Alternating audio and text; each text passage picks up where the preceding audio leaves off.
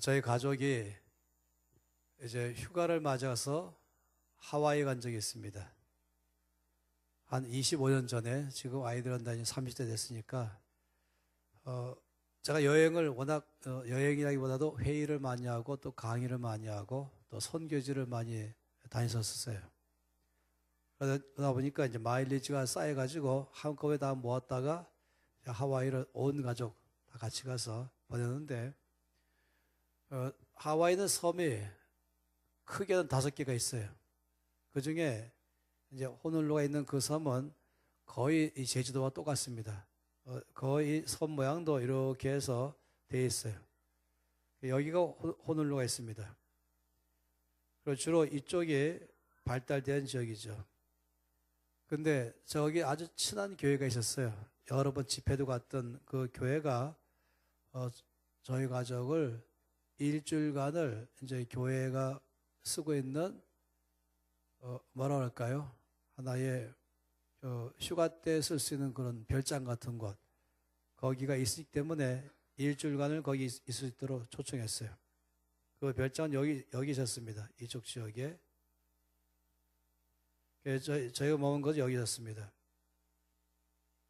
그런데 일주일 있으면서 이 앞에가 다 이제 바다잖아요. 전체는 몽땅 다 이 태평양 바다들입니다. 전부 다. 특히 이쪽 지역에 여긴 또 이 서핑, 세계 서핑 대가 있는 파도가 아주 높은 지역이에요. 또 그런가 하면 이쪽엔 또 달라요. 그런데 이제 그 집에 갔을 때에 그 집의 구조가 좀 재밌습니다. 정확하게 그걸 보겠는데, 이 집이 이렇게 있다면은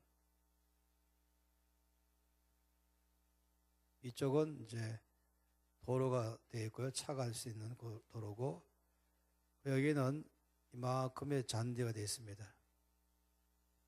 여기도 약간 또 잔디가 또 있죠. 그리고는 여기에 울타리가 있습니다. 그리고 당연히 여기 있으면 뭐겠습니까? 전부 다 바다입니다. 그런데 이 울타리가 이 제 가슴만큼 오는 나무를 심었어요. 나무로 울타리 만들었죠. 그런 나무 울타리 있는데 거기에 사이에 요 정도의 폭만큼은 그냥 아무것도 없이 바다로 나갈 수 있도록 해놨었어요. 그건 바로 여기 이제 바다를 했었죠. 전체가 다. 그러면 이 바다에 모래가 쭉 깔려 있잖아요. 바로 여기 모래입니다. 여긴 다 모래가 깔려 있는 거예요. 여기는. 그리고 바로 바다입니다. 그리고는 이제 첫날 밤에 잠을 자는데 소리가 들리는 거예요. 뭔 소리겠습니까? 파도 소리가 철썩 들리는 것입니다. 그런데 첫날 밤에 자면서 걱정을 했어요. 혹시 오늘 파도가 한 점은 높이 오면 어떻게 할까? 요만큼만 높이 와도 바로 마당에 다 들어와 버린 거예요. 그럼 이 파도가 왔다 가면 힘이 세지 않습니까? 그럼 이 집이 쓸려가면 어떻게 할까? 걱정을 했습니다. 왜냐하면 이 마당에 이 잔디밭 끝에 가서 바로 이 나가면은 거기 바로 바다예요. 몇 계단 내려가는 것도 아니고 그냥 바다가 쭉 깔려 있는 것이. 약간 모래가 이렇게 평평하게 있다가 바로 바다인 것이에요. 그러니까 한 점은 밀려와도 마당으로 들어오는 것이죠. 아침 일찍 일어나서 이제 말씀 들고 바닷가에 나가서 묵상하려고 담 바깥에 나갔죠. 그랬더니 밤새도록 파도가 어디까지 왔는지 다 표시가 났습니다. 그 전날 모래도 좀 이렇게 쌓아놓기도 하고 발자국도 많이 있었잖아요. 그런데 밤새도록 물이 왔다 갔다 하면서 모든 걸 다 편편하게 만들어 놨습니다. 정확하게 어디까지 온지 아시죠? 정확하게 파도가 여기까지 왔다 갔습니다. 여기까지만. 더 이상 오지 않았어요. 근데 재미있는 사실은 여기 집들이 다 있어요. 50채가 넘어요. 전체 마을이에요. 수백 년 동안 살고 있는 것이에요. 여기 사람들이 다 아는 거죠. 파도가 여기까지만 온다는 사실을 알기 때문에 그 파도를 따라서 집을 다 지었습니다. 저도 지금 어제부터 여기서 이제 숙소에 머물면서 멀리 바다를 아침부터 보는데 우리 목사님이 호수 같다고 말씀하신 말은 이해가 되겠어요. 왜냐하면 저 멀리 섬들이 많이 있으니까 파도가 몰려와도 거기다 막아줄 것 같아요. 그러니까 좀 조용하겠죠. 제가 거기서 일주일간 머물면서 말씀을 떠올랐어요. 그 말씀을 제가 묵상했습니다. 함께 볼까요? 욥기 38장입니다. 욥기 38장 11절.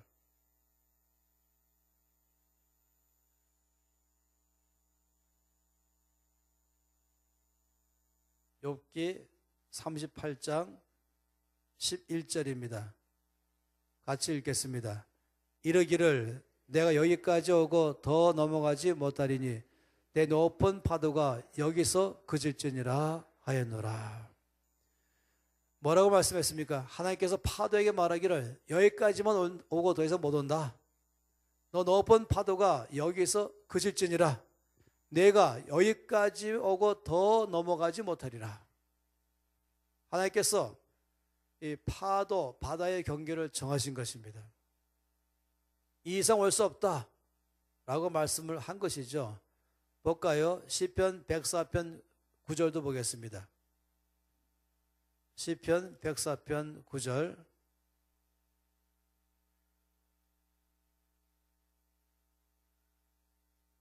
동일한 말씀이 있습니다. 시편 104편 9절 말씀 읽겠습니다. 주께서 물의 경계를 정하여 넘치지 못하게 하시며 다시 돌아와 땅을 덮지 못하게 하셨나이다. 주께서 물의 경계를 정하셨다. 그래서 넘치지 못하게 하셨다. 땅을 덮지 못하게 여기까지, 아까 욥기 말씀이죠. 여기까지만 올지니라 라고 말씀을 하신 것입니다. 여러 군데 말씀이 더 있지만 한 군데만 더 보겠습니다. 잠언 8장 29절입니다. 잠언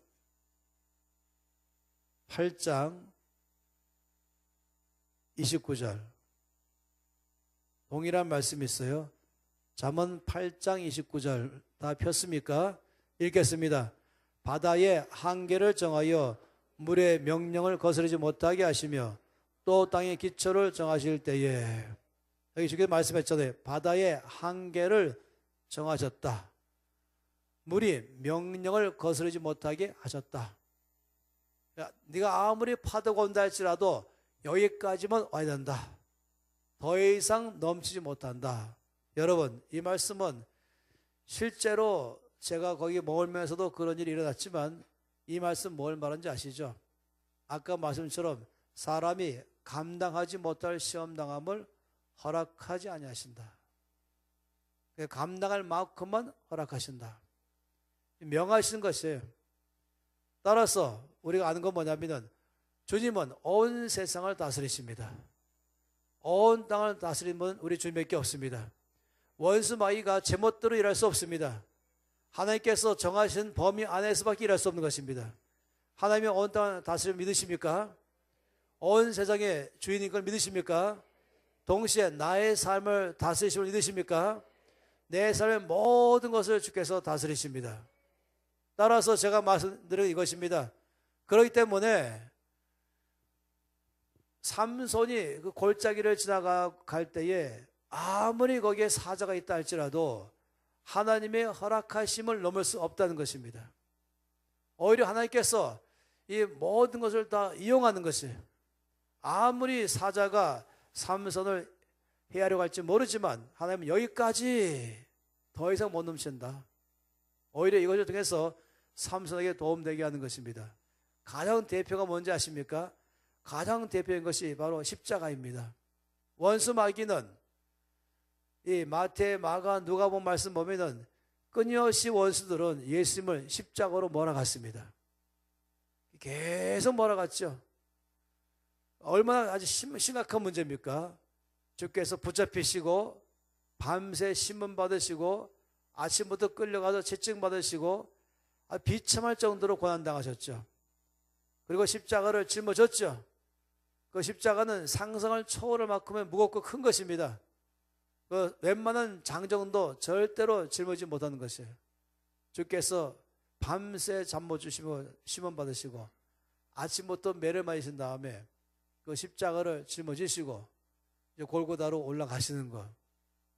그리고는 마지막에는 거대한 십자가에 눕혀놓은 다음에 예수님을 그 위에 눕히고 손을 못으로 받고 발을 포갠 다음에 그 발목 두 개를 대목을 받아서 넣고 십자가를 올렸잖아요. 큰 십자가를 걷어 올렸죠. 이걸 바라보는 모든 사람들, 하나님 정말 살아계신가? 하나님이 계신다면 왜 이런 일을 있게 하실까? 왜 이렇게 어려움을 당하게 하실까? 어찌 보면 예수님 골짜기를 지나가시고 어찌 보면 예수님 사자를 만나셨죠. 어떤 바보 같은 사람은 십자가는 하나님의 실패에 대한 작품이다. 거기에 백부장이 말한 것처럼 정말로 하나님이 살아계시다면 네가 내려와 봐라 이렇게 말하잖아요. 네가 하나님의 아들이라면 내려와라 이렇게 말했죠. 어떤 사람은 조롱했죠. 여러분 아시죠? 이 원수마귀가 그런 드라마가 있어요. 원수마귀가 예수님을 계속해서 음모를 꾸미고 사람들을 다 격동시키고 동원시켜서는 거짓 증인들을 세워가지고 예수님을 죄인으로 몰고 가장 심각한 죄인으로 몰아서 최고의 극형 십자가형을 받게 할 때에 이제 원수마귀가 뒤에서 뒷짐지고 웃으면서 지금 내 계획대로 잘 되고 있구만. 드디어 하나님의 아들이 붙잡혔구나. 내 계획대로 지금 총독도 동원되고 사람은 동원되면서 예수님은 하나님의 아들을 아주 심하게 조롱하고 무시하고 침뱉고 때리고 죄질하고 그리고는 피투성이 된 예수님을 끌고 가신 거죠. 그 십자가에 못 박고 올렸어요. 그 순간에 이제 원수마귀가 뒤에서 막 웃는 거예요. 막 하하 웃으면서 봐라. 드디어 내가 하나님의 아들을 십자가에 못 박아 죽게 했다. 못 박아도 내가 이겼다 하다가 말고 이겼다 하다 말고 바로 심장마비사로 죽어버렸어요. 거기 자기가 승리한 줄 알았죠. 자기 이긴 줄 알았어요. 하나님의 아들을 못 박는 순간 이긴 줄 알았어요. 근데 못 박는 순간에 하나님은 어떻게 했습니까? 거기 마귀를 못 박게 만들어버린 것이에요. 십자가는 저주의 상징일지 모르지만은 십자가는 우리들에게는 구원의 상징인 것입니다. 십자가는 우리를 오히려 저주에서 축복으로 옮겨버린 것입니다. 사망에서 생명으로 옮긴 것입니다. 여러분 예수님께서는 많은 놀라운 일을 행하셨죠. 바다 위도 걸어가시고 죽은 자도 살리시고 문은병자도 고치시고 앉은 병 일어나게 하시고 모든 질병과 모든 환난 나온 사람을 고쳤지만은 저와 여러분의 가장 놀라운 사건은 뭡니까? 십자가예요. 예수님의 삶에 십자가 빠졌다면 우리 예수 안 믿었을 거예요. 훌륭한 분이었겠지만 그러나 십자가는 우리 운명을 바꿔버렸습니다. 우리를 사망에서 생명으로 옮긴 것은 십자가 사건 때문입니다. 이 모든 저주받은 우리가 이 저주가 다 옮겨지고 하늘의 복이 임하게 한 것은 십자가 사건 때문인 것입니다. 원수 마귀는 이 십자가가 승리한 줄 알았지만은 하나님은 이걸 이용하면서 우리 모두에게 구원이 오게 하시던 것이었어요. 바로 이것이죠. 먹는 자에게서 먹는 것이 나온다. 하나님을 사랑하는 자, 그 뜻대로 부르신 입은 자들에게는 모든 것이 합력하여 선을 이룬다. 아무리 어려운 일, 아무리 힘든 일까지라도 우리 주님은 언뜻 보면은 하나님 살아계신가? 그 순간 보면은 하나님 나를 사랑하시는가? 그 순간 보면은 하나님 전능하신가? 그 순간만 보면은 정말 하나님 은혜로우신가? 왜 나는 고난당하는가? 왜 나는 환난당하는가? 왜 이 환난과 고난 속에 지금 나를 건지지 아니하시는가? 이렇게 의심할지 모르지만 그러나 사실은 그 모든 걸 이용해서 하나님 나에게 먹을 것을 주신 것입니다. 이 놀라운 사건, 이 하나님의 눈으로 바라보는 것, 정말로 삼손은 정확하게 알았어요. 왜 내가 골짜기를 지났는지, 왜 하나님께서 나를 사자를 만나게 하시는지 그 사실을 깊이 알았어요. 어떤 사람들의 눈에는 사자는 그냥 먹는 자만 보인 것이에요. 먹는 자 사자만 보면은 나는 뭐가 되는가? 이래서 나는 뭐든지 아세요? 나는 먹히는 나인 것이에요. 이 먹는 자 사자와 먹히는 나. 그러면 나는 먹이게 되는 것이죠. 그러니까 나는 죽는 거예요, 이제. 저 사자가 나를 먹는구나. 나는 먹히는구나. 이 각도가 딱 되면은 왜 하나님 나를 힘들게 하십니까? 이렇게 볼 거예요. 왜 나를 이렇게 어렵게 하십니까? 왜 사자를 보내십니까? 이럴지 모르겠어요. 그렇지만은 삼손이 바라볼 때는 먹는 자 사자와 먹히는 자 내가 아니라 먹는 자 사자를 통해서 나에게 먹을 것을 주신 하나님 바라본 것입니다. 이게 다른 것이에요. 이 강한 자 사자를 보면은 나는 누굽니까? 나는 약한 자인 것입니다. 나 자신이 저 사자 때문에 강한 자 사자 나보다 더 힘은 강한 사자 때문에 내가 환난당하고 고통당하고 어려움도 하고 이것만 갖고 있으면 인수기 못 푼다니까요. 요 정도로 나의 모든 시각이 끝나 있으면 그냥 강한 자 사자와 약한 자 나, 먹는 자 사자와 먹힌 자 나, 맨날 이것만 바라보고 있으면 절대로 이 수수께끼를 풀지 못해요. 그런데 만일에 우리가 이 먹는 자 사자를 바라보지만은 그러나 하나님께서 나를 먹을 것처럼 보이는 사자를 보내셔서 오히려 나에게 먹을 것을 주시는 하나님을 의지한다면 달라지는 것입니다.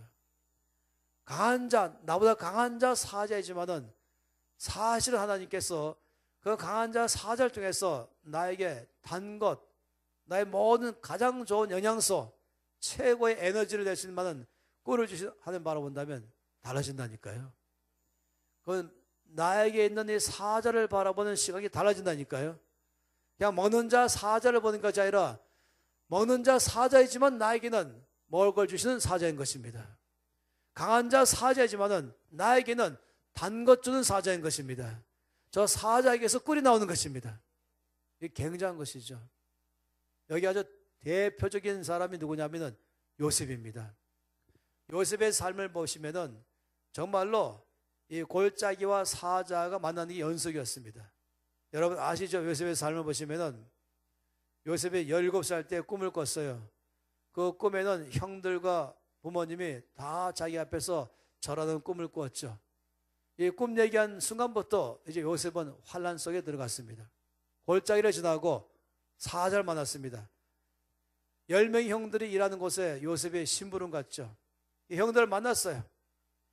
그 형들을 만났더니 그 10명의 형들이 늘 시기와 질투에다가 그러다가 이제 나중에 화가에 나가서는 요셉이 아버지 심부름으로 자기들에게 오는 것을 바라보면서 의논했어요. 저 꿈꾸는 자가 오는구나. 우리 저 자를 갖다가 죽이자. 정말로 저 꿈이 이루어지는지 않는지 한번 보자. 그래서 제일 먼저 요셉에게 한 게 뭔지 아세요? 다짜고짜 형님들 하면서 오는 요셉을 바로 웅덩이 속에 집어넣어 버렸어요. 웅덩이 컴컴한 거이잖아요. 좁은 것이고 거기에 쑥 빠진 이 17살 된 요셉 얼마나 두렵겠어요. 바깥에서 형들이 말하기를 어떻게 죽일까 의논하고 있는 것이에요. 그러니 정말로 그는 거기서 두려울 수밖에 없는 것입니다. 그런데 형들이 그래도 감사하게도 요셉을 죽이지 않고 노예로 팔았죠. 그래서 노예가 돼서 이 뜨거운 사막을 맨발로 걸어가기 시작해서 끌려갔죠. 아마 손이 묶이고 발은 사슬로 채워졌겠죠. 도망 못 가게. 그걸 끌고 가는 것이에요. 그 발에 화상을 다 입는 것이죠. 가다 오아시스를 만나면은 이 노예 상인들이 물을 마시고 음식 먹고 또 낙타에게 물을 마시게 하고 뭐 먹이를 주고 그리고 노예다가는 안 주지요. 목이 그렇게 마르고 힘들어도 안 주는 거예요. 그리고 드디어 어디 갔습니까? 그 다음엔 더 어려운 것 바로 노예 시장에 갔습니다. 노예 시장은 노예 파는 곳 아니겠어요? 어떤 노예를 사겠어요? 건강한 노예, 일 잘하는 노예. 그러려면 건강한지 어떻게 할 수 있겠어요? 옷을 다 벗게 되죠. 팬텀을 입게 한 다음에 이런 데 쓰게 할 거예요. 그 물건 사는 것처럼 검사하기 시작하겠죠. 쓸만한 놈인가 아닌가? 이 일 잘할 수 있을까? 이 근육은 진짜 근육인가 살인가? 찔러보기도 하고 막대기로 찔러보기도 하고 제일 심한 경우는 이제 마지막에 이빨을 보잖아요. 이 같은 소 하면 몸이 순하고 그래서 얼마짜리요? 그러면서 드디어 이제 누가 한 사람 보디발이 사갔죠. 그리고는 이제 보디발의 집에서 노예생활을 시작했습니다. 그러다가 거기서 또 보디발의 아내에 의해서 모함당해서는 또 깊은 감옥에 또 들어갔죠. 그리고 감옥 생활을 시작했습니다. 이게 지금 요셉의 이야기입니다. 첫째, 그는 웅덩이 속에 들어가고 뜨거운 사막을 맨발로 걸어가야 되고 노예 시장에서 인간 이하에 취급받고 그 집에서 종노릇하고 그러다가 또 모함받아서 또 감옥에 또 들어가고 감옥 생활하고 이런 생활은 요셉에게는 여러 차례 사자를 만난 것입니다. 여러 차례 골짜기를 지났습니다. 여러분 어떻게 생각하세요? 어느 날 어느 유능한 젊은 변호사에게 밤중에 전화가 걸려왔습니다. 이 시간에 누가 전화했을까 받아봤더니 이 악명 높은 감옥의 그 교도소 소장이 전화 온 것이에요. 깜짝 놀랐죠. 서로 알고 있는 것이에요. 아니 소장님 이 밤에 왜 전화했습니까? 변호사님 사실은 우리 이 악명 높은 이 감옥 안에 아주 속썩이는 한 명의 죄수 때문에 전화 걸었습니다. 이제 이 죄수를 재판해 갖고 재판해야 되는데 이 죄수는 굳이 재판 안 받겠답니다. 자기는 그냥 죽여달라는 것입니다. 그래서 변호사를 선임 안 하겠다는 것입니다. 그런데 이 죄수는 분명히 사형받을 만한데 변호사 없이 사형받는 것은 법적으로 안 되거든요. 그러니까 누군가는 반드시 공정하게 변호해주고 그래야 재판관이 이제 공정하게 재판해야 되는 거거든요. 그렇기 때문에 이렇게 이 죄질이 심할수록 변호사가 있어야 재판관이 올바르게 재판할 수 있는데 이 죄수는 절대로 자기는 변호사를 선임하지 않겠다. 그냥 죽여달라. 난 더 이상 살고 싶지 않다. 이 죄수는 아주 젊은 죄수인데 이 30대 초반의 젊은 죄수인데 아주 성격이 포악하고 눈은 퀭하게 들어가 있고 얼굴에 이 살기가 꽉 차 있고 늘 분노에 꽉 차 있고 이 감옥에 올 때도 살이 됐기 때문에 온 것이 심하게 싸우다가 동료를 갖다가 죽여버렸어요. 그리고 감옥에 와도 감방 안에다가 넣어놨더니 그날 밤에 감방의 모든 죄수들을 다 두드려 패가지고 난동을 부려가지고 독방에 집어넣는데 또 교도관까지 두드려 패가지고 아예 이 손과 발을 묶어놨다는 것이 너무 요주인물해갖고 욕은 늘 입만 열면 욕하고 얼굴은 살기가 꽉 차 있고 눈은 아주 침침하고 캥하고 온몸 전체가 아주 섬뜩한 그런 아주 안 좋은 죄수. 그런데 당신이 좀 이 사람을 좀 만나주시고 법정에서 공정하게 할 수 있도록 변호를 서주기 바랍니다. 그랬어요. 그래서 이 변호사님이 갑자기 마음속에서 내가 한번 이 죄수를 만나봐야겠다. 서류를 좀 보내겠죠. 그래서 서류를 쫙 보니까 야, 너 처참한 거야. 널 두드려 패고 아주 난폭하고 그리고 살기가 꽉 차 있는 사진을 왔는데 보니까 이거 눈빛과 얼굴 보니까 정말로 무서운 사람이었어요. 그래서 이 변호사님이 일단 만나봐야 되거든요. 그래서 감옥에 갔어요. 면회 신청했죠. 근데 교도관이 와서 하는 말이 그 죄수가 안 만나겠답니다. 면회 사절입니다. 그래서 첫날 갔다가는 이 변호사님은 그냥 돌아왔어요. 자기 사무실 와서는 이 죄수에 대한 모든 서류를 자세히 또 훑어봤어요. 근데 왠지 모르지만은 자꾸 마음이 끌렸어요. 이 사람을 좀 내가 도와줘야겠다. 뭔가 사연이 있는가 보다. 그래서는 또 갔어요. 또 거절당했어요. 아예 이 죄수는 독방에 있으면서 살 마음이 하나도 없는 거예요. 모든 사람을 다 미워하는 것입니다. 그런데 계속해서 변호사가 갔죠. 죄수가 조금 마음이 움직여서는 면회실에 왔어요. 그리고는 자기 앞에 면회하러 와 있는 자기를 도와주는 변호사에게 이제 됐수? 하면서 1초만 얼굴 보여주고 가버렸어요. 얘기도 못 해봤어요. 근데 변호사는 계속해서 왠지 끌리는 거예요. 그래서 끊임없이 대시했죠.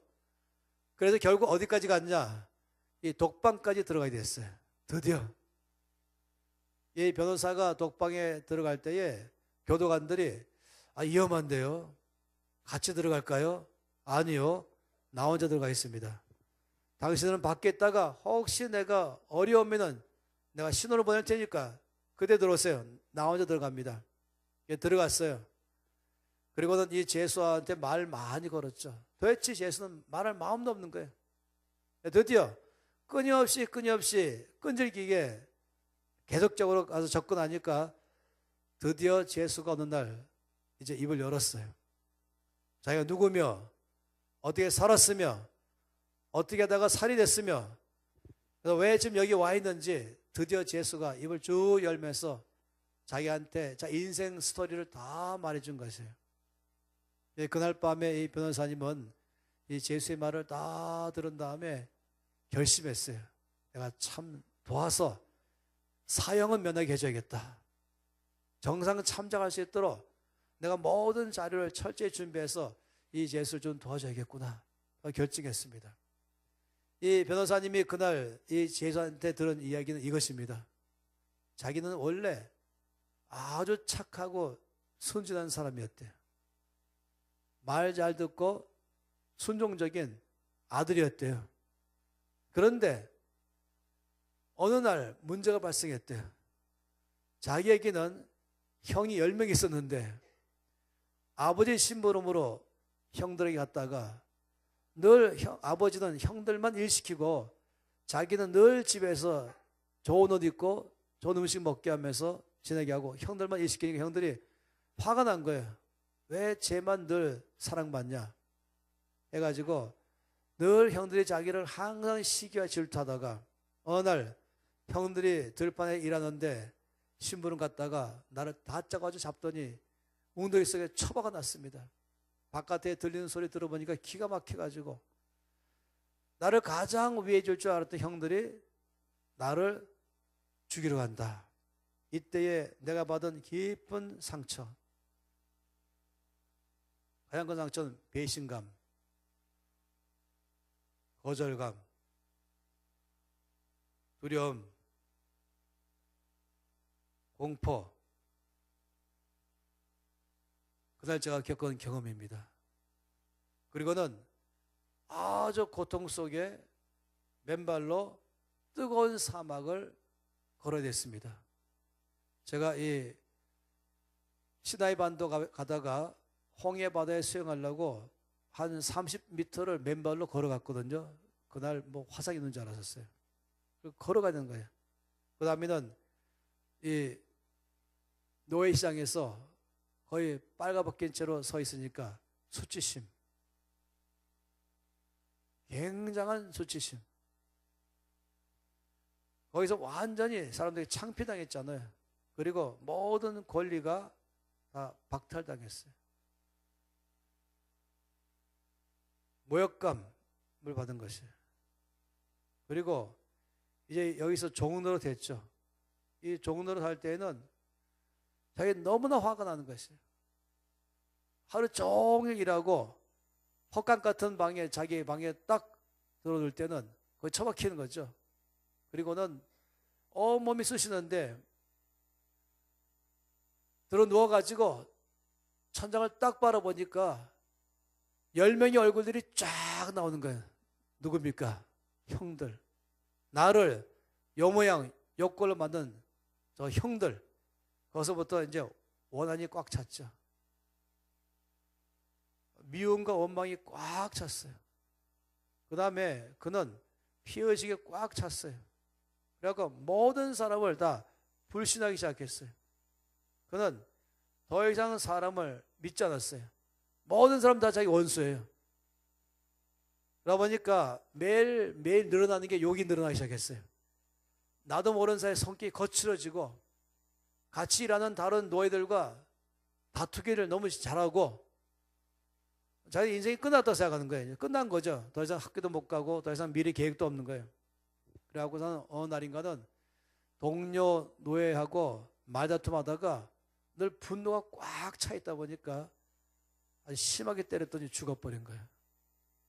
그리고 감옥에 생활이 시작된 것이 그때부터. 그리고 이 사람은 모든 사람을 다 불신하잖아요. 피의식으로 꽉 차 있는 거예요. 그러니까 가면 갈수록 점점 성격은 거칠어지고 눈은 점점 흉폭해지고 그리고는 입은 갈수록 욕이 늘어나고 그리고 이제 드디어 살인자가 돼버린 것입니다. 이것이 제가 여기 감옥에 들어온 이야기입니다. 라고 말했어요. 그리고 이 사람의 이름은 요셉이에요.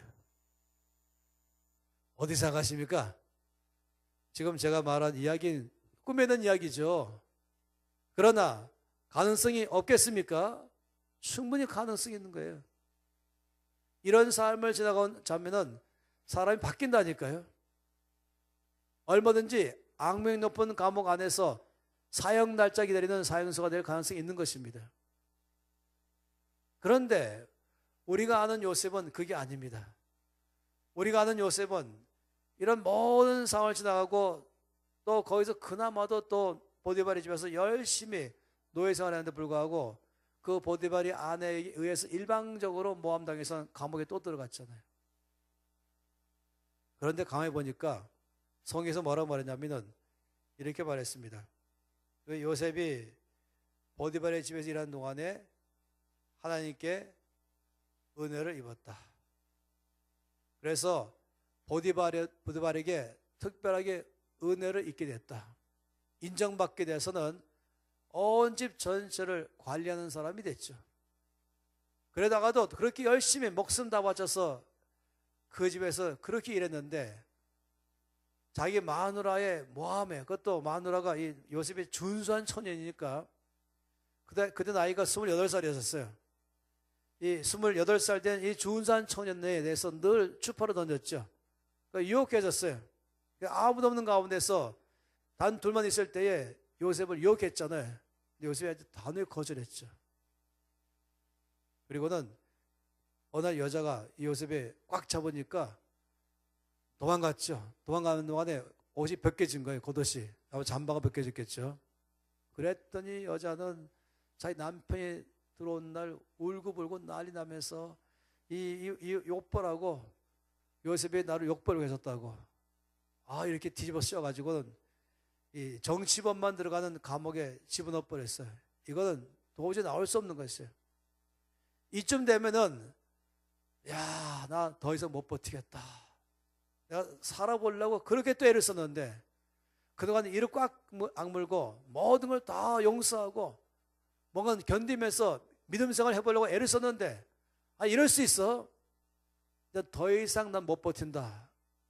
거기서 믿음 생활을 꺼낼 수 있어요. 그런데 이 감옥에서 다시 또 요셉이 감옥 전체 책임자에게 은혜를 입게 되고 열쇠를 다 맡은 사람도 있죠. 그리고 드디어 여기서 총리가 됐죠. 이 자리가 이제 끝난 자리가 이 제일 아래로 내려가면 지옥인 줄 알았더니 이 자리가 총리로 올라간 자리였어요. 하나님이 계획하신 것이죠. 근데 왜 그게 가능했을까 하는 것이에요. 그게 가능했을까? 왜 그랬을까? 이건 나중에 요셉이 자기 형들과 만났을 때 드디어 알 수 있습니다. 다 함께 창세기 45장 말씀을 보겠습니다.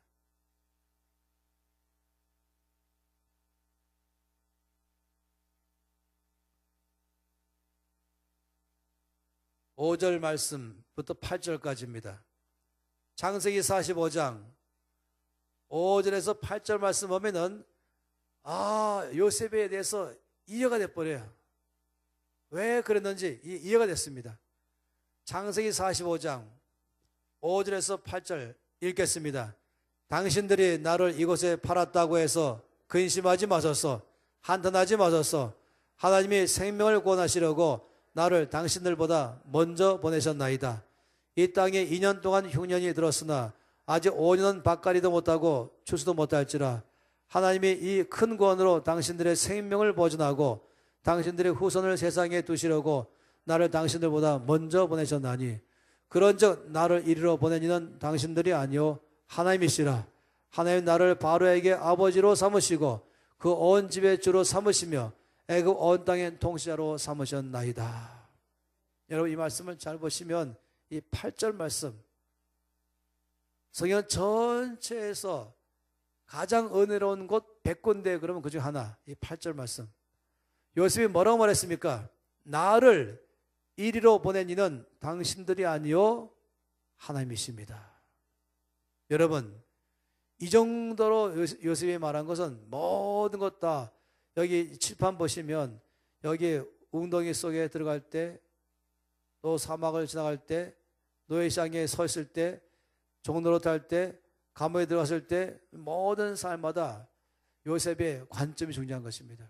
요셉은 그때마다 나를 이 모양 이 꼴 만든 내 형들, 나를 창피해주는 노예 상인들, 나를 막 함부로 굴리는 보디발, 그렇게 열심히 충성해도 자기 마누라의 말 한마디로 나를 억울하게 일방적으로 그냥 감옥에 집어넣는 보디발, 거기 된 나 인생, 구덩이에 있는 나 인생, 종노릇한 나 인생, 노예장에 서 있는 나 인생, 감옥에 나 인생.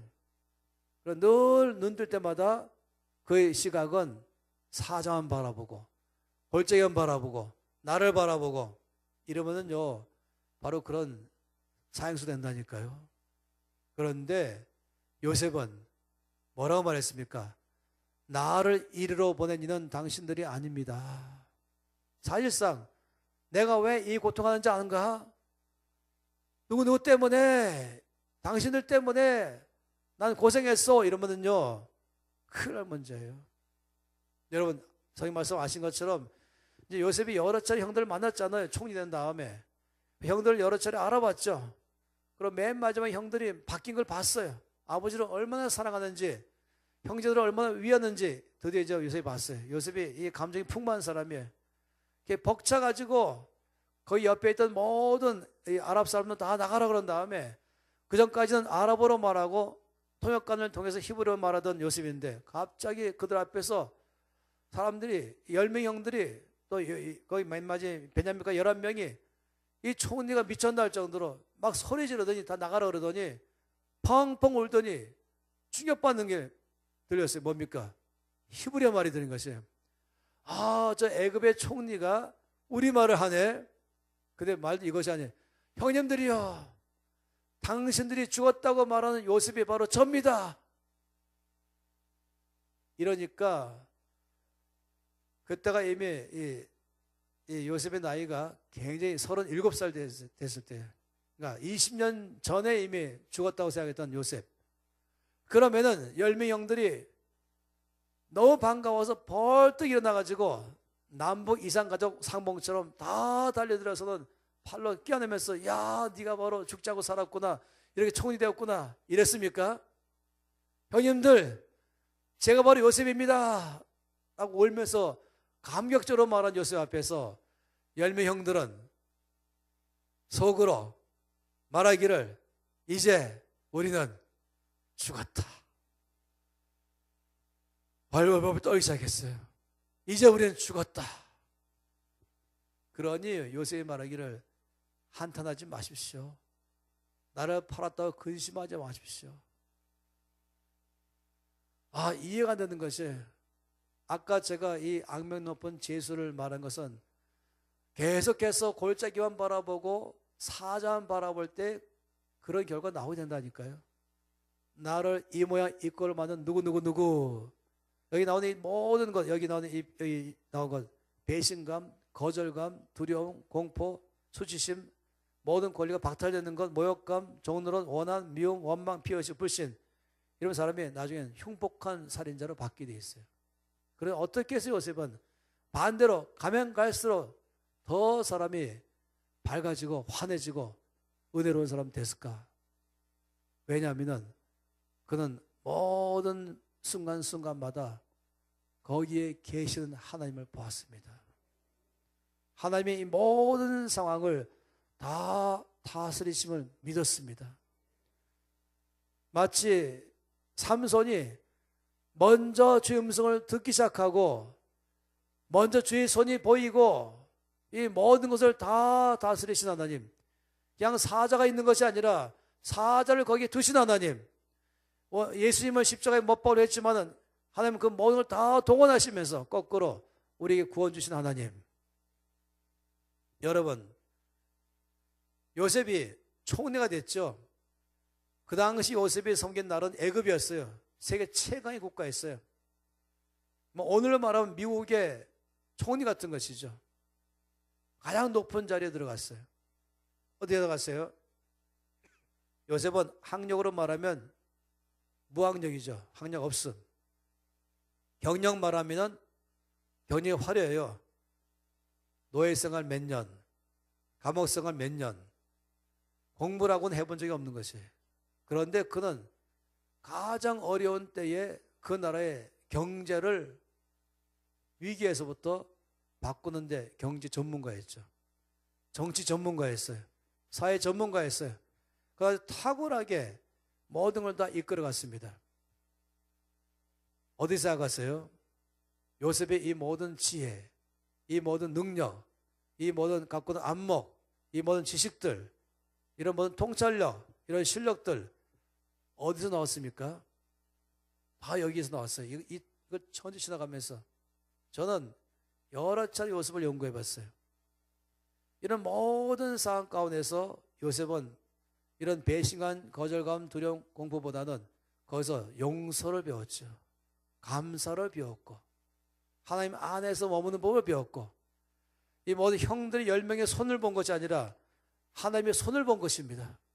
이런 상황에도 나와 함께 계신 하나님, 이런 모든 상황을 다 동원하면서 합력하여 선을 이루는 하나님, 사람이 감당하지 못할 시험당함을 허락하지 않으신 하나님, 십자가를 허락하지만은 십자가가 오히려 나에게 구원의 능력, 모든 축복의 근원으로 바꾸신 하나님, 바로 이런 하나님을 바라본 것입니다. 그냥 노예 상인들을 본 것이 아니라 하나님을 바라봤죠. 그래서 그는 어디 가든지 거기서 원망하고 쓴뿌리 가지고 분노하면서 좌절하면서 낙심한 것이 아니라 하나님 앞에서 살았습니다. 최선을 다했습니다. 그는 거기서 뭐 했습니까? 어찌 본다면 제가 이 요셉에 지난 모든 과정 전체를 보면서 하나님께 쓰임받는 사람의 과정이 다 보이는 것입니다. 어떤 사람은 이 과정으로 자기를 망가뜨리지만 어떤 사람은 이걸 통해서 높은 위치로 올라가게 하는 것입니다. 그래서 아마도 요셉에게는 이 말씀을 잘 이해할 거예요. 먹는 자에게서 먹는 것이 나옵니다. 강한 자에게서 단 것이 나왔습니다. 요셉은 이걸 잘 이해했을 거예요. 아마 우리에게 이렇게 말하겠죠. 지금 오늘 여기 말씀처럼 나를 이리로 보낸 이는 당신들이 아니요 하나님이십니다. 이렇게 말한 것처럼 요셉은 이 모든 과정 이 안에서 그는 여기서 꿀을 먹었습니다. 여기서 꿀을 먹었습니다. 여기서 꿀을 먹었습니다. 모든 과정에서 그는 점점 더 강해져 갔습니다. 점점 더 손쉽게 갔습니다. 그래서 그는 처음에 용서를 배우고 권리를 다 포기하고 죽을 줄 아는 법을 배우고 다른 사람을 이해하는 법을 배우고 사랑하는 법을 배우고 아무리 나를 인정하지 않는다 할지라도 누가 나를 안 본다 할지라도 내가 맡은 일 충성 다하는 법도 배우고 성실함도 배우고 지혜도 배우고 여러분 이걸 다 배워서 나중에 쓰임받는 사람이 됐던 것입니다. 요셉 보고 당신이 지나갔던 이 모든 과정들을 통해서 당신은 어떻게 됐습니까? 저는 그 과정에서 먹는 것처럼 먹는 과정에서 저에게 하나님이 먹을 것을 줬습니다. 강한 자처럼 보는 그 과정에서 하나님 저에게 단 것을 주었습니다. 바로 요셉에게 이렇게 말할 거예요. 당신은 학교 다녔습니까? 예, 저 학교 다녔습니다. 제가 알기로 당신은 학교 안 다녔다고 알고 있는데요. 아니요, 저는 학교를 다녔습니다. 어느 학교 다녔습니까? 웅덩이 학교, 노예시장 학교, 보디발의 집에 있는 종노릇한 학교, 감옥의 학교. 뭘 배웠습니까? 용서를 배우고 사랑을 배우고 감사를 배우고 또 하나님 앞에 기다리는 법도 배우고 기도하는 법도 배우고 성실함도 배우고 충성도 배우고 나와 마음이 맞지 않는 사람하고도 함께 일하는 법도 배우고 이런 모든 것들은 다 이 과정을 통해 배운 것입니다. 돈 다루는 법도 배웠고 그리고 관리하는 법도 배우고 팀을 끌어가는 법도 배우고 보디발의 집에 노예들은 적어도 50명에서 100명 있었을 거예요. 많은 재산이 있었죠. 다 관리하는 법도 배우고 장부 정리도 배우는 것이고 조금 더 게으르거나 뇌물을 받고 나는 것이 아니라 정말로 그는 이 모든 과정은 요셉에게는 학교였습니다. 선생도 있었어요. 10명 형들 선생이었어요. 노예 상인들 선생이었어요. 보디발 선생이었어요. 보디발이 아내 선생이었죠. 그는 교실도 교실이고 또 선생이었고 과목이 너무 훌륭했죠. 용서라는 과목을 이 선생 통해 배웠습니다. 오래 참는 것 여기서 배웠습니다. 충성 배웠습니다. 성실함 배웠습니다. 함께 일하는 팀워크를 배웠습니다. 다른 사람을 인정해주는 법 배웠습니다. 이런 모든 것 다 돈 다루는 법 배웠습니다. 관리하는 법 배웠습니다. 글 쓰고 계산하는 것 다 배웠습니다. 여러분 어디서 가십니까? 지금 제 말이 너무 과장됩니까? 아니요. 이 한마디 말에서 다 하는 것이에요. 당신들이 나를 이리로 보낸 것이 아닙니다. 하나님이 나를 보내셨습니다. 이렇게 말하시는 것은 오직 이 수수께끼를 푸는 사람만이 하시는 것입니다. 다시 말한 것이 먹는 자만 사자만 바라보면은 먹히는 자 나만 보는 것입니다. 그러나 하나님이 먹는 자 사자를 통해서 나에게 먹을 꿀을 주시는 하나님 바라보는 건 달라지는 것입니다. 강한 자 사자만 바라보면 약한 자 나만 바라보면서 내 인생이 왜 이렇게 될까 말할지 모르지만 아니요. 강한 자 사자를 보내서 나에게 단 것 꿀을 주시는 하나님 바라보면 달라지는 거지. 예, 요셉이 당신들이 나를 보낸 것이 아니요. 하나님이 나를 보내셨습니다. 늘 어디서나 그는 어느 단계에서나 어느 순간에서나 그는 하나님을 바라봤습니다. 그리고 주님 저에게 무엇을 가르치고 나십니까? 배워간 것이죠. 전 이 말씀을 이제 여러분에게 드리면서 여러분의 삶에 이 땅에 올 때부터 이제까지 오면서 여러분의 삶에도 나름대로 이런 하나의 도표를 그릴 수 있을 거예요. 자기 나름대로 상처받을 만한 것, 수치심 당할 만한 것, 고통스러운 것, 여러 가지 어려움들이 있는 과정이 다 있겠죠. 나름대로. 그러나 제가 지금 말씀드린 것은 이 삼손의 수수께끼를 품으로 말미암아 이 모든 것을 다르게 보시기 바랍니다. 여러분 과거를 리세팅하기 바랍니다. 재구성하시기 바랍니다. 어떻게 보면 이 back to the future, back to the 과거로 돌아가자. 가능해요. 저는 많은 사람들이 치료될 때 보니까 그 사람이 과거에 때문에 상처가 있는데 주께서 이렇게 말씀하는 것이에요. 어떤 사람은 자기 혼자밖에 없었어요. 자기 집에 아버지 나가고 엄마도 자기를 집안에 이 조그만 꼬맹이 2살짜리 놔두고 엄마 아빠 다 바빠 나가고 자기가 집에 있었어요. 너무 두려웠죠. 너무 두려운데 또 어떤 어려움까지 오기 시작했어요. 이것이 그 깊은 상처가 돼갖고 늘 항상 두려움, 그리고 항상 나는 버림받은 자 이런 식으로 살아왔었는데 그 사람 위해서 기도하는데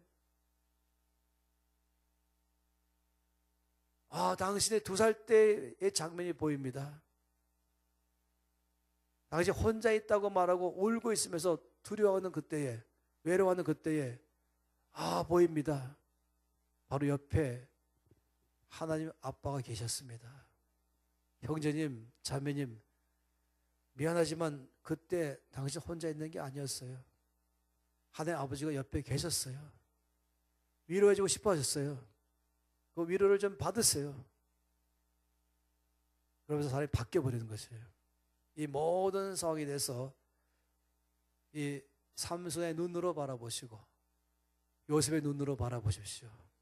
그러면 이 내 인생에 이때까지 살아오면서 나이가 상처가 됐다 할 만한 모든 순간순간마다가 나를 괴롭게 한다는 이 사자와 골짜기 바라보던 그것이 그것만 바라보는 데서 넘어서서 거기 하나님이 계셨고, 그리고 하나님은 그 사자를 통해서 오히려 나에게 꿀을 주시는 하나님, 나의 먹을 것을 주신 하나님, 우리 거기서부터 나를 치료하시고 성장하게 하신 하나님 바라보시기 바랍니다.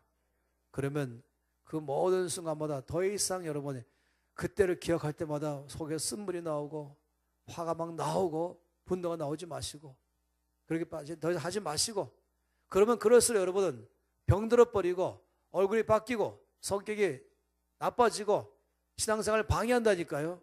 근데 그럴 때마다 먹는 자에게서 먹는 것이 나오게 하신 하나님을 찬양합니다. 강한 자에게서 나에게 단 것 꿀을 주신 하나님을 찬양합니다. 당신들이 나를 보낸 것이 아니요 하나님이 나를 보내셨습니다. 하나님이 항상 이 순간순간마다 거기 계셔서 이 모든 것을 합력하여 선으로 바꾸셨습니다. 할렐루야.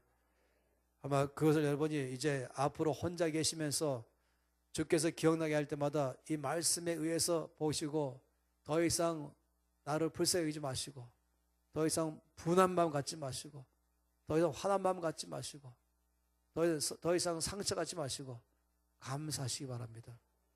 아버지 감사합니다. 그러면 여러분 주께 여러분을 깊이 만지실 거예요. 그리고 여러분 새로운 삶으로 이끄실 것입니다. 할렐루야. 저는 이 말씀이 오늘 내내 드린 이 말씀이 자 하루 종일 기도하면서 오늘 이 말씀이 여러분 각 사람에게마다 필요하게 역사할 줄 믿습니다. 각 사람마다 이런 인생 역전 안에서 과정이 있었습니다. 그러나 이제 이걸 바라보는 시각이 요셉처럼 바라봐야 되는 것이에요. 그러면 주께서 은혜를 깊이 보실 것이고 모든 과거를 다 이제 새롭게 역사하실 것입니다. 그리고 여러분을 새로운 차원으로 이끌 줄 믿습니다. 옆에 사람 보고 한번 말씀해 보세요. 먹는 자에게서 먹는 것이 나옵니다. 강한 자에게서 단 것이 나옵니다. 이제 이 술기를 푸셨습니까?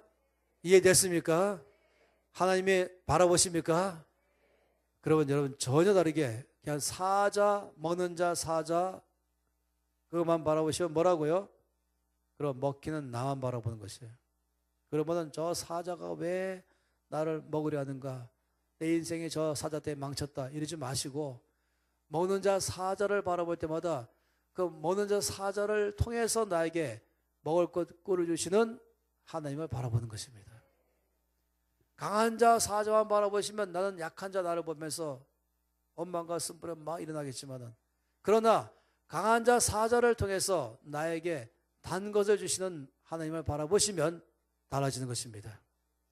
마지막으로 한 가지 말씀 보고 기도하겠습니다. 시편 31편입니다. 다윗은 이 말씀을 잘 이해했다는 것을 이 말씀에서 알 수가 있습니다. 시편 31편 15절 말씀, 이 놀라운 말씀이죠. 시편 31편 15절 말씀 여러분 펴셨으면 이 한 절 말씀 31편 15절 다 같이 소리내서 읽겠습니다. 나의 앞날이 주의 손에 있사오니 내 원수들과 나를 핍박하는 자들의 손에서 나를 건져 주소서. 여기 말씀 보면 손이 두 개 나옵니다. 첫째 뭡니까? 주의 손이 있습니다. 또 뭐가 있습니까? 예, 원수의 손이 있습니다. 그리고 나의 앞날 이렇게 말했는데 이전 번역은 나의 시대 이렇게 말해요. 시대. 나의 모든 삶의 순간순간마다 아까 요셉을 봤죠.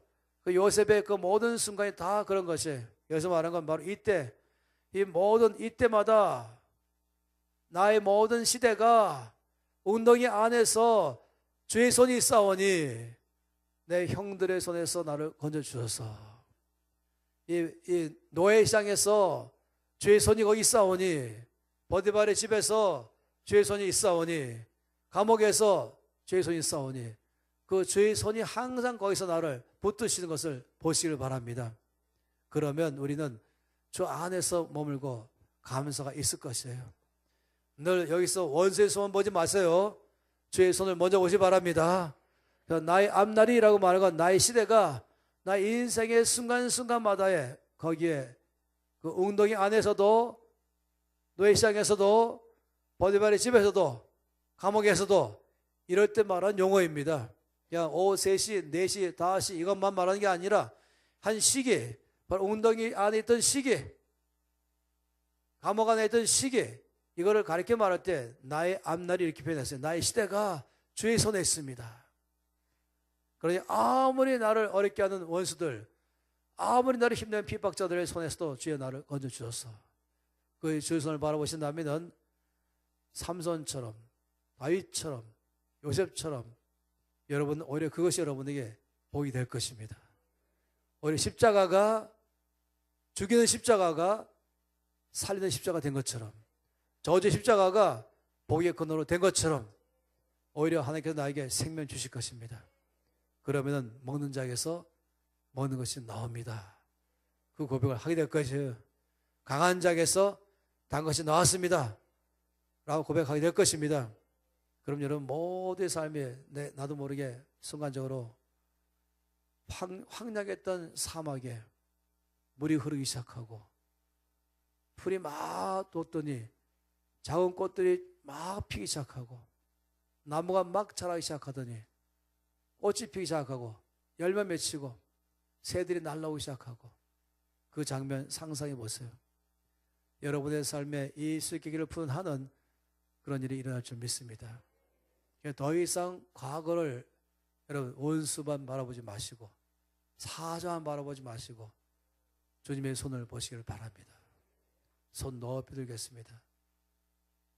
두 손 높이 들고 이 놀라운 주의 말씀 앞에 응답하면서 아버지, 저는 더 이상 사자를 바라보지 않겠습니다. 골짜기만 바라보지 않겠습니다. 저는 주의 손을 바라보겠습니다. 나를 먹는 자, 사자를 바라보는 것이 아니라 나를 먹는 자처럼 보이는 사자를 통해서 나에게 먹을 것 꿀을 주시는 하나님을 바라보겠습니다. 나보다 강한 자, 사자 보는 것이 아니라 바로 강한 자, 사자를 통하여 나의 단 것 꿀을 주시는 하나님 바라보겠습니다. 나의 모든 인생의 순간순간마다에 주의 손이 나를 붙드심을 감사합니다. 감사하겠습니다.